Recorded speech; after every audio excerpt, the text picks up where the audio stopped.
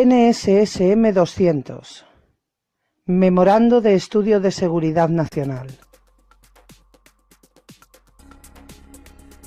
El Memorando de Estudio de Seguridad Nacional 200, NSSM por sus siglas en inglés, se basa en otros memorandos de diferentes instituciones, tanto estadounidenses como internacionales, y de informes de las embajadas americanas de los países a estudiar. La CIA hizo su aportación a este memorando, igual que lo hizo para el 168, según lo que se puede ver por encima en la página web de la FOIA de la CIA. El informe se completó el 10 de diciembre de 1974 de manos del Consejo de Seguridad Nacional de los Estados Unidos bajo la dirección de Henry Kissinger y fue adoptado como política oficial de Estados Unidos por el presidente Gerald Ford en noviembre de 1975. Originalmente fue clasificado, pero más tarde se desclasificó y se sacó a la luz por investigadores de los 90. Según se ve en el NSDM 314, del que hablaremos al final de este vídeo, que es la decisión que se adoptó al respecto por parte del gobierno después de valorar el NSSM 200, se puede ver como este no es más que la punta del iceberg, pues las 173 páginas del informe no les parecieron suficientes y se pidió que se siguieran elaborando estudios que apoyaran al memorando de Kissinger, cosa que pide el propio informe. De por sí, el NSSM 200 también es conocido por algunos como el informe Kissinger. Cuando el NSSM 200 salió a la luz en los 90, algunos congresistas que estaban en contra escribieron a los países afectados por el informe para pedir a sus presidentes que no claudicaran.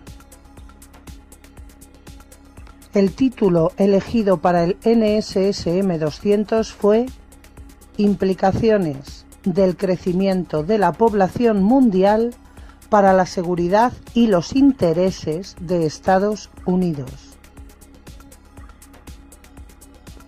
Lo que se intentaba vender es que el crecimiento de la población en los países menos desarrollados representaba una preocupación de seguridad nacional para Estados Unidos, ya que incrementaría el riesgo de disturbios civiles e inestabilidad política en los países que tenían un alto potencial para el desarrollo económico.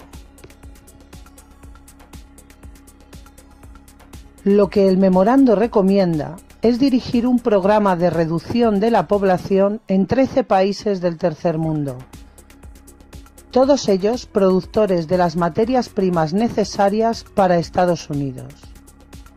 Norteamérica considera perjudicial para el crecimiento sociopolítico y económico de estos países y para los intereses nacionales estadounidenses que sus poblaciones sean numerosas, ya que su economía requiere de grandes y crecientes cantidades de minerales del extranjero, y según ellos, estos países pueden producir fuerzas desestabilizadoras de oposición en contra de Estados Unidos. Por ello, entre las recomendaciones del NSSM 200 está que los líderes estadounidenses influyan en los líderes nacionales de los países menos desarrollados y que se mejore el apoyo mundial a los esfuerzos relacionados con el control de la población, buscándolo a través de un mayor énfasis en los medios de comunicación masiva y otros programas de educación y motivación de la población por la ONU, la USIA y la USAID.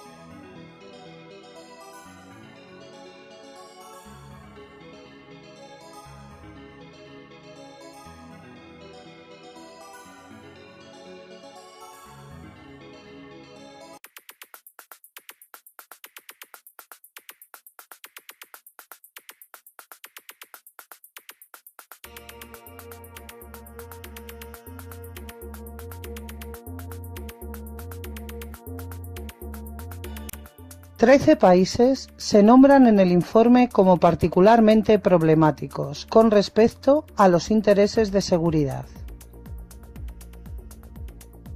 India, Bangladesh,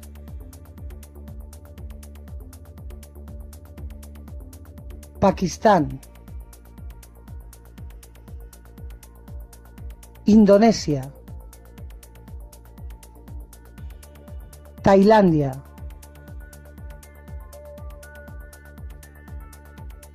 Filipinas, Turquía, Nigeria, Egipto, Etiopía, México, Colombia y Brasil. Más tarde entraremos en lo que dice el NSSM 200 con más profundidad. Pero ahora veamos cuál fue, en parte, la contribución de la CIA al NSSM 200. La contribución de la CIA fue mucho mayor de lo que yo he podido encontrar, pero no está de más echar un vistazo a lo que nos dejan ver.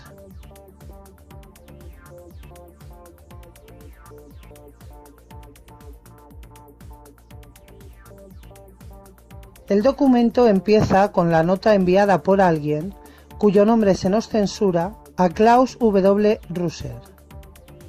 Parece mentira que con todas las implicaciones internacionales de Russer, sobre todo en Latinoamérica y también en Oriente Medio, sea imposible encontrar una biografía de este personaje. Klaus Russer fue el segundo del embajador Harry Slaudeman, que fue embajador en varios países latinoamericanos y lo fue durante la Guerra de las Malvinas en Argentina. En el libro titulado Malvinas, la trama secreta, se dice que él, que se servía del jefe del Estado Mayor General del Ejército, José Vaquero,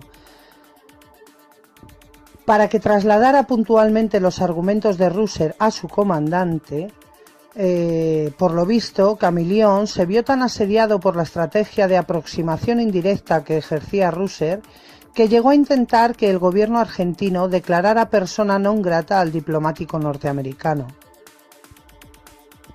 Finalmente, Slaudeman tuvo que poner límites a Russer a petición de Viola, y se dice que al enterarse Galtieri de todo, fue uno de los episodios que motivaron la profunda animadversión que éste desarrolló por el canciller de Viola. En el citado libro se dice de Russer que era un hombre al que le caracterizaba el tacto de un paquidermo en una cristalería. En el libro escrito por Graciela Moskowski, Timmerman, el periodista que quiso ser parte del poder, se dice que Klaus Russer era un defensor de la dictadura argentina y que informó a sus superiores en Washington de que dirigentes judíos le habían hecho saber que funcionarios argentinos les habían advertido que los dichos de Timmerman podían provocar violencia antisemita en Argentina. En esto sí estaban de acuerdo Camilión y Russer. Habrá que estudiar más a Russer, ya que parece que fácil no nos lo van a poner. Pero vayamos con el documento que nos ocupa. En la descripción del vídeo podréis acceder al original y la traducción, pero ahora veamos algunas de las cosas que se pueden leer en la contribución de la CIA al NSSM 200. En la medida en que hay una mejora apreciable en el ingreso per cápita en un estado dado, habrá poca inclinación a cambiar las instituciones existentes por las nuevas, incluso en presencia de un rápido crecimiento de la población. El estancamiento o disminución en el crecimiento económico, por el contrario, tiende a crear presión para la revisión de los modelos económicos, vaya este o no acompañado de un rápido crecimiento de la población.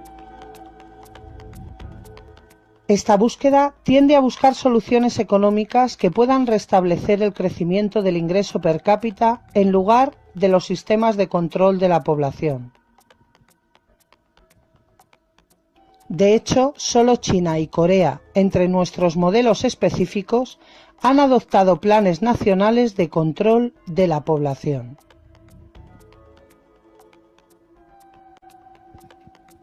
Por otra parte, las medidas para controlar la población requieren un periodo de gestación y de aplicación antes de que ningún resultado sea percibido generalmente. Este periodo es superior a la vida de la mayoría de los gobiernos.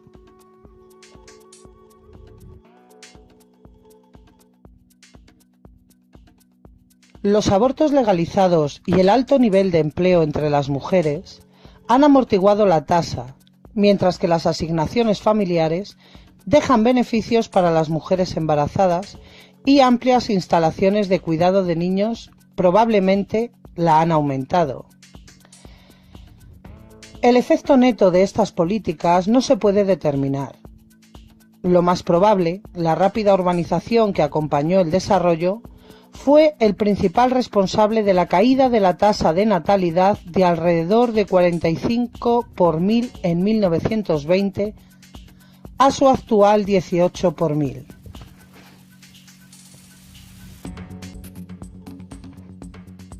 Y repito, la caída de la tasa de natalidad de alrededor de 45 por 1000 en 1920 a su actual 18 por 1000.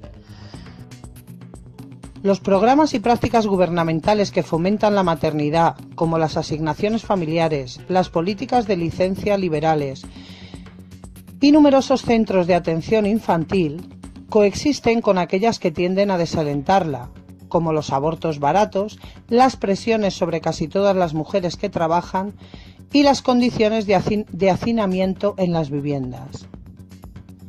Aunque probablemente no por diseño, las prácticas que pueden hacer bajar la tasa de natalidad parecen ser las más numerosas y muchos de los programas que pueden interpretarse como pronatalistas, como el sistema de asignaciones familiares, probablemente no son muy eficaces. El documento de la CIA censura bastantes párrafos y, como siempre digo, lo mejor es juzgar por sí mismo y para ello es necesario tener toda la información o al menos cuanta más mejor. Por eso en la descripción del vídeo estará tanto la contribución de la CIA como el NSS-M 200 y el NSDM 314, aunque hay varios más, que está relacionado con el NSS-M 200. Ahora veamos algunas de las muchas barbaridades que se pueden leer en el NSS-M 200. Por otra parte, en ausencia de medidas draconianas, no hay posibilidad de que cualquier país menos desarrollado pueda estabilizar su población a menos del doble de su tamaño actual.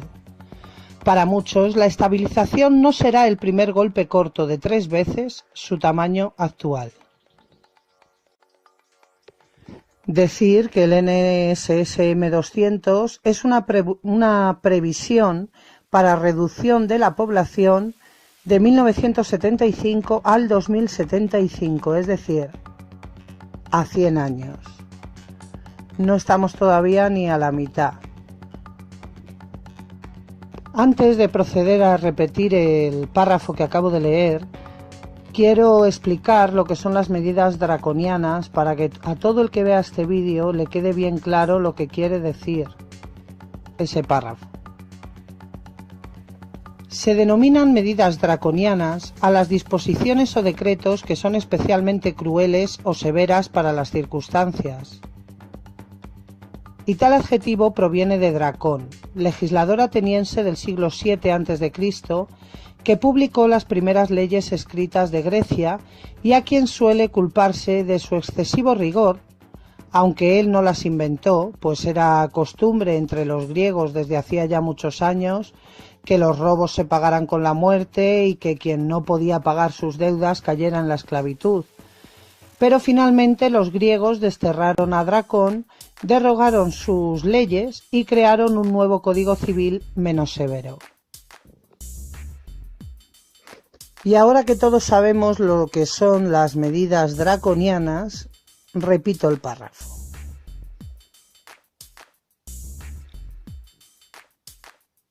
Por otra parte, en ausencia de medidas draconianas, no hay posibilidad de que cualquier país poco desarrollado pueda estabilizar su población a menos del doble de su tamaño actual.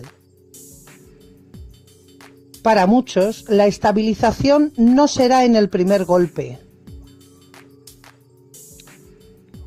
sino en uno corto de 3 veces su tamaño actual. Es decir, que en ausencia de esas medidas draconianas de las que hablábamos, no hay posibilidad de que los países poco desarrollados puedan estabilizar su población a menos del doble de su tamaño de 1975. Sin embargo, el objetivo es reducirla a 3 veces su tamaño actual. Es decir, que las medidas draconianas deben ser llevadas a cabo sí o sí. Tal vez ahora podamos entender el informe Iron Mountain. Al parecer, la reducción de la población en los países menos desarrollados va de la mano con menos bocas que alimentar. En un punto llega a decir: desde el punto de vista de los intereses de Estados Unidos, tales reducciones en las necesidades de alimentos de los países menos desarrollados serían claramente ventajosas. Y dice también: la posible e importante relación entre la rápida disponibilidad de minerales y el crecimiento de la población es más indirecta que directa. Fluye de los efectos negativos del crecimiento excesivo de la población en el desarrollo económico y el progreso social, y por lo tanto en la estabilidad interna, el hacinamiento en los países subdesarrollados. Los Estados Unidos se han convertido en dependientes de las importaciones de minerales procedentes de países en desarrollo en las últimas décadas. Y esta tendencia es probable que continúe. La ubicación de las reservas conocidas de mineral de mayor ley de la mayoría de los minerales favorece el aumento de la dependencia de todas las regiones industrializadas de las importaciones de los países menos desarrollados. Los problemas reales de los suministros de minerales se encuentran no en la suficiencia física básica, pero sí en las cuestiones político-económicas de acceso, términos de explotación y exploración y la división de los beneficios entre los productores, los consumidores y los gobiernos de los países de acogida. Los conflictos laborales, el sabotaje o los disturbios civiles pondrán en peligro el correcto flujo de los materiales necesarios. A pesar de que la presión demográfica obviamente no es el único factor involucrado, este tipo de frustraciones son mucho menos probables en condiciones de crecimiento de la población lento o nulo. Atención a cómo empieza el siguiente párrafo a leer. Niños de calidad frente a la cantidad. Y repito, niños de calidad frente a la cantidad.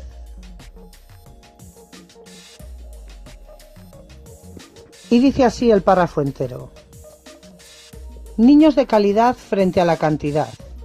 Los padres toman las decisiones de inversión en un sentido, por sus hijos. Los niños más saludables y los mejor educados tienden a ser económicamente más productivos, primero como niños y más tarde como adultos. Además de las compensaciones más o menos conscientes que los padres pueden hacer por una mejor educación y mejor salud para el niño, hay ciertos efectos adversos biológicos que sufren los niños en cuanto al orden de la natalidad, tales como una mayor mortalidad y el crecimiento limitado del cerebro debido a la mayor incidencia de desnutrición. Así que la solución a que los niños no tengan que pasar por la desnutrición no es alimentarlos, sino no tenerlos o cargárselos. En el capítulo 4, dedicado al desarrollo económico, se dice: por último, la alta fecundidad parece exacerbar la mala distribución del ingreso, que es un problema económico y social fundamental en gran parte del mundo en desarrollo. Las familias de ingresos más altos tienden a tener menos hijos, gastar más en salud y educación de los niños, tienen más riqueza de transmitir a estos niños en contraste con las varias desventajas que enfrentan los hijos de los pobres. En las poblaciones con una alta proporción de crecimiento, los jóvenes se encuentran en proporciones mucho más altas en muchos países menos desarrollados. Es probable que sean más volátiles, inestables y propensos a los extremos, la alienación y la violencia que una población de más edad. Estos jóvenes pueden ser más fácilmente persuadidos para atacar a las instituciones legales del gobierno o de los bienes inmuebles de la creación imperialista, las corporaciones multinacionales u otras influencias. A menudo los extranjeros son culpados por sus problemas. ¿Por qué será? Porque habrá países poco desarrollados que culpan a los países más desarrollados de sus problemas. ¿Será casualidad? ¿Estarán todos locos? ¿O tal vez lleven algo de razón? Un futuro fracaso de la cosecha de alimentos en India podría causar la muerte y un sufrimiento generalizado que no podría ser superado por el gobierno de la India o por la ayuda exterior. El aumento de la tasa de mortalidad en varias zonas rurales sugiere que las presiones maltusianas ya se están sintiendo. Y habla de aumento de la tasa de mortalidad, no de que esté bajando la tasa de natalidad, por si alguno no se había dado cuenta.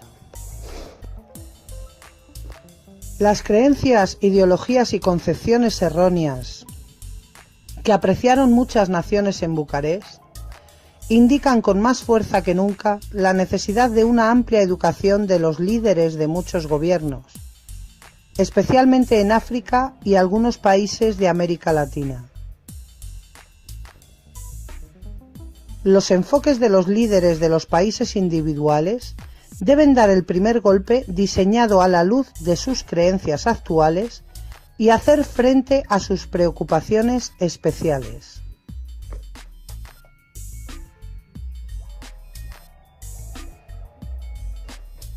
De año en año, estamos aprendiendo más acerca de lo que es posible en cuanto a la reducción de la fertilidad en las diferentes situaciones de los países menos desarrollados.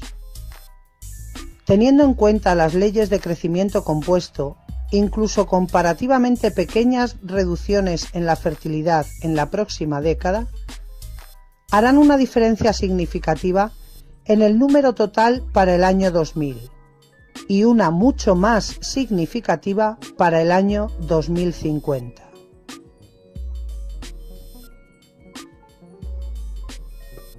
La asistencia bilateral a la población es el mayor y más invisible instrumento para llevar a cabo la política de Estados Unidos en este área. Otros instrumentos incluyen el apoyo y la coordinación con los programas de población de los organismos multilaterales y agencias voluntarias, fomento de consorcios multilaterales de los países y los grupos consultivos para enfatizar la planificación familiar en el examen de las solicitudes de los destinatarios globales del progreso y la ayuda, y la presentación formal e informal de puntos de vista en las reuniones internacionales, tales como conferencias de alimentos y de población. Las estrategias específicas de cada país deben ser resueltas para cada uno de los países de más alta prioridad y para los de menor prioridad. Estas estrategias tendrán en cuenta factores tales como las actitudes y sensibilidades nacionales sobre planificación familiar, el cual será el más aceptable entre los instrumentos, las oportunidades para el uso eficaz de la asistencia y la necesidad de capital externo o de ayuda a la explotación.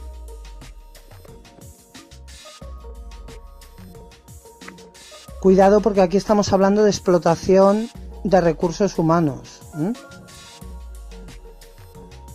Si la explotación excesiva de los recursos naturales ya es preocupante, la de los recursos humanos me parece aberrante. Otra de las cosas que acabáis de escuchar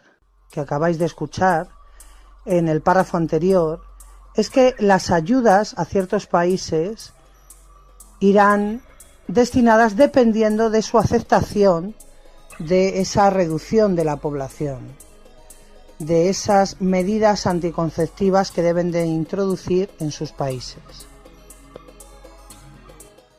Dentro de la gama general de los programas de ayuda exterior de Estados Unidos, el tratamiento preferencial en la asignación de fondos y mano de obra se debe dar a los programas costo-efectivos para reducir el crecimiento de la población, incluyendo tanto las actividades de planificación familiar como las actividades de apoyo en otros sectores. El NSSM 200 habla de otros documentos, como uno de la ONU y otro extraído de una conferencia mundial sobre población en la que se desarrolló un plan de acción. En mi opinión es muy importante no perder la perspectiva al leer cualquiera de estos documentos, incluido el NSSM 200, porque cuando hablan de desarrollo económico, lo que quieren decir en realidad es mantenimiento del capitalismo. En un apartado en el que se habla de la creación de condiciones propicias para la disminución de la fecundidad, el NSSM 200 afirma que está claro que la disponibilidad de servicios de anticoncepción e información no es una respuesta completa al problema de la población. Otra de las cosas que dice, por ejemplo, literalmente es: sin embargo, con la información limitada que tenemos, la urgencia de avanzar hacia tasas de fecundidad más bajas, incluso sin el conocimiento completo de las fuerzas socioeconómicas que participan, sugiere una triple estrategia. Y repito, incluso sin el conocimiento completo de las fuerzas socioeconómicas que participan. Otra frase muy reveladora es la siguiente: concentrarse en la educación y el adoctrinamiento de la nueva generación de niños con respecto a la conveniencia de una familia más pequeña. La comida es otro motivo de especial preocupación en cualquier estrategia de población. Las reservas de alimentos adecuados deben crearse para establecer periodos de grave escasez y los esfuerzos de los países menos desarrollados en cuanto a la producción de alimentos deben ser reforzados para satisfacer el aumento de la demanda resultante del crecimiento de la población y los ingresos. Las metas de producción agrícola estadounidenses deben tener en cuenta los requisitos normales de importación de los países menos desarrollados, así como los países desarrollados, y de la pérdida de cosechas ocasionales probables en las principales partes del mundo menos desarrollado. Sin mejorar la seguridad alimentaria, habrá presión, como consecuencia posibles conflictos y el deseo de tener familias grandes con fines de seguridad, socavando así otros esfuerzos de desarrollo y control de la población. Supongo que os habréis quedado, pero repito una frasecita para el que no.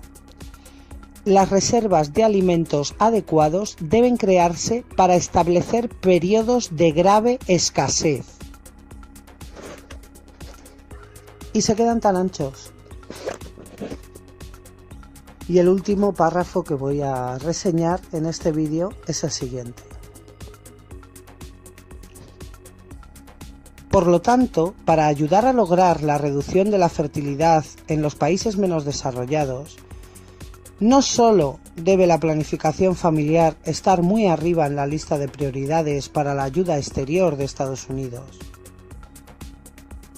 sino que la alta prioridad en la asignación de los fondos debe administrarse a los programas de otros sectores que contribuyen de una manera rentable en la reducción de crecimiento de la población.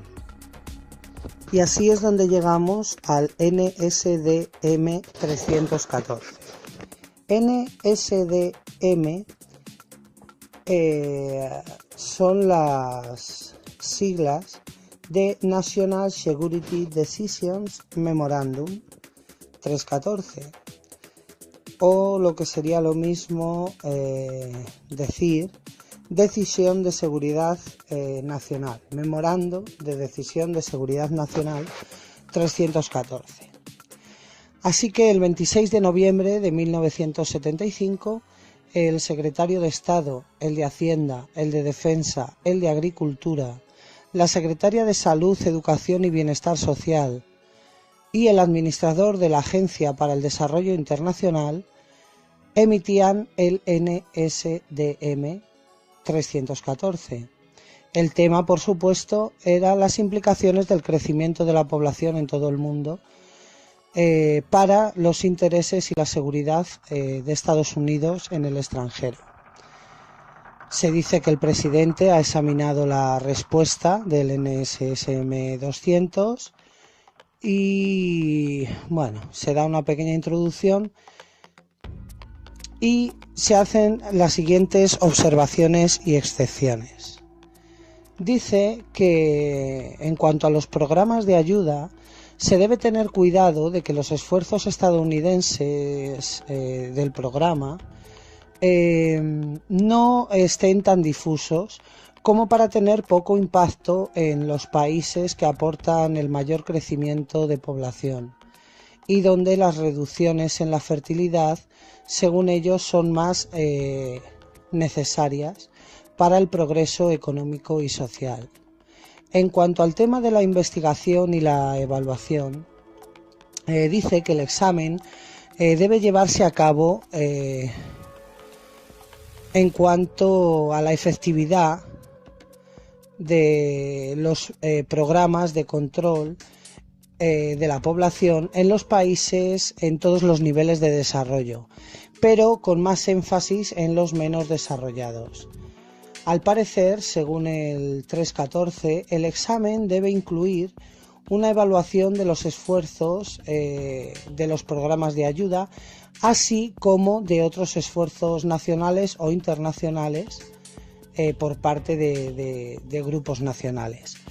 El estudio que dijeron de hacer después del NSDM 200 trataría de determinar por separado el efecto del programa de población teniendo en cuenta los demás factores económicos o sociales que también podrían haber influido en la fertilidad.